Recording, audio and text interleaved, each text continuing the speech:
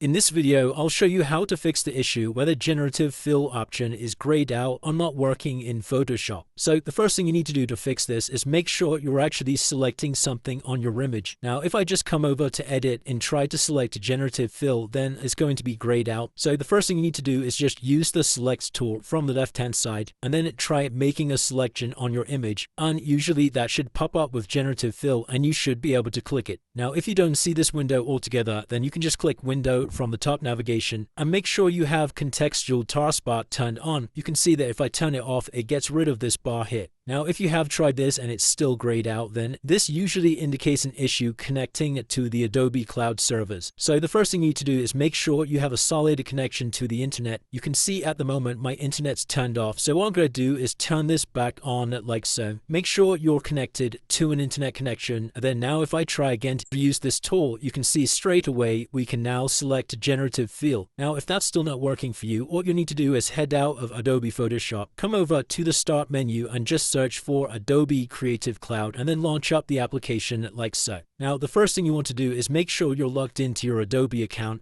This is one of the main reasons why this button's grayed out on Photoshop. And then once you are logged into your account, click on Updates from the right-hand side and make sure you're running the latest version of Photoshop. So you can see down here are all of the pending updates. So you just need to go through these and click on this update button. And once you're fully up to date, you can then relaunch the Photoshop application and check to see if that's now fixed the issue. If it's still not working, it could also be an issue with your firewall. So what I'd recommend doing is coming back over to the start menu, searching for Windows Defender, and then clicking on Windows Defender Firewall. From the left-hand side, select Turn Windows Defender Firewall on or off. And then you're just going to select Turn off Windows Defender Firewall. And you're also going to turn it off in the public network settings and press OK. And then once again, check to see if that's now fixed your issue. And it's as simple as that, guys. If you did find this video helpful, then let me know in the comments below and I'll see you in the next one.